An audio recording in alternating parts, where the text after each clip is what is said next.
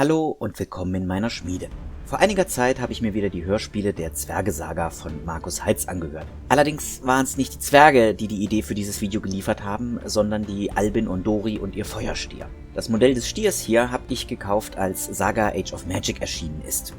Der wird bei Reaper als Bronzestier geführt und sollte eigentlich meine Chaos-Zwerge für Saga verstärken. Die Armee habe ich dann nicht weiter ausgebaut und deshalb kriegt der Stier erst heute seinen Auftritt.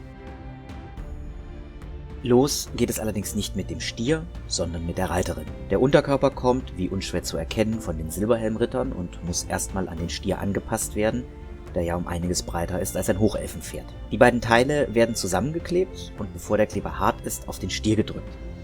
Dabei geht die Klebestelle wieder auf und die Beine passen sich an den Körper des Stiers an. Die entstandene Lücke fülle ich später auf. Wenn dann alles ausgehärtet ist, sieht das Modell so aus. Als nächstes werden Reiterin und Stier durch einen Messingstift verbunden, bzw. die Löcher dafür gebohrt, um den richtigen Sitz hinzubekommen.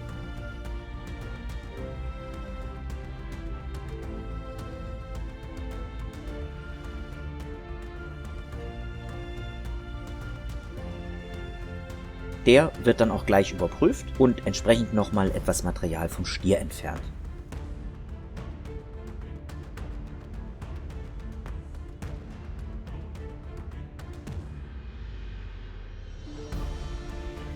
Anschließend wird die Albin auf das Reittier gesetzt und bleibt erstmal dort.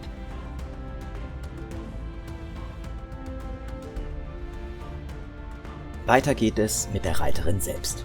Ihr Oberkörper kommt, wie ihr hier seht, von den Dunkelelfen. Als erstes trenne ich den Kopf ab, denn der wird ersetzt durch einen der Schwestern von Avalon. Einfach, weil mir die besser gefallen.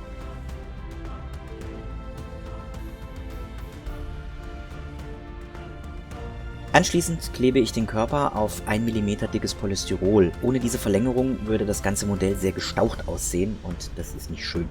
Auch die Schulterpanzer werden abgetrennt, weil die den langen Haaren der Dame im Weg wären.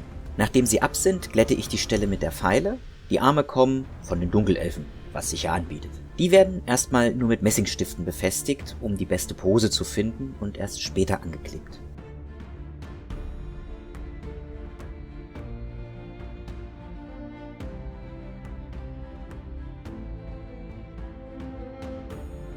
Vorher braucht Ondori aber eine neue Waffe.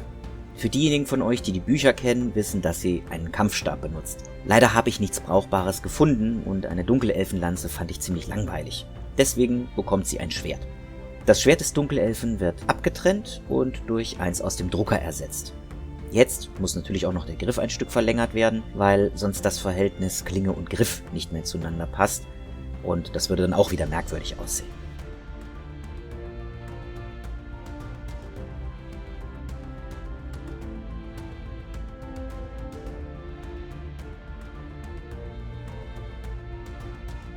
Nachdem dann alles soweit fertig war, habe ich mich gefragt, warum sieht das Modell so merkwürdig aus und es mir eine Weile angeschaut. Dann ist es mir aufgefallen.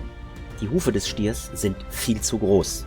Das sieht aus, als würde er Holzschuhe tragen. Deswegen habe ich sie komplett entfernt und dann neu modelliert. Das ist an sich kein komplizierter Vorgang.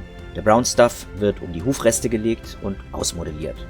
Worauf man dabei achten muss, ist, dass Rinder und Kühe gespaltene Hufe haben. Also wird in der Mitte des Hufs eine kleine Spalte hochgezogen, damit es kein Pferdehuf ist.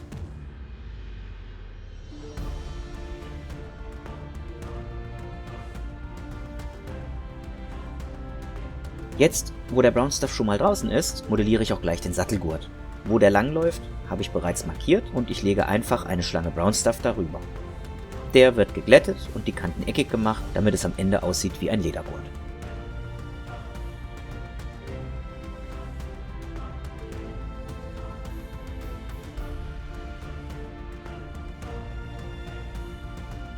Der Sattel kommt als letztes dran.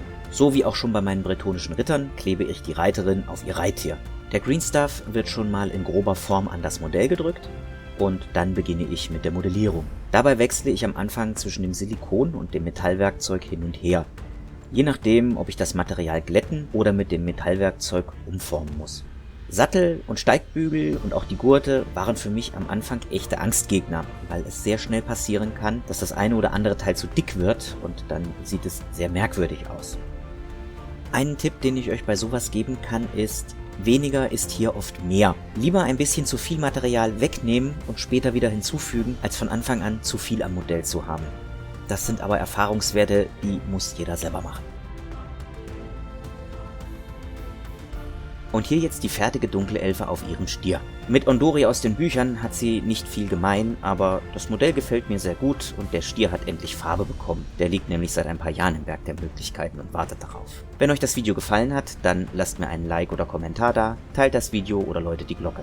Eben alles, was ihr so von YouTube kennt, und bis bald in meiner Schmiede.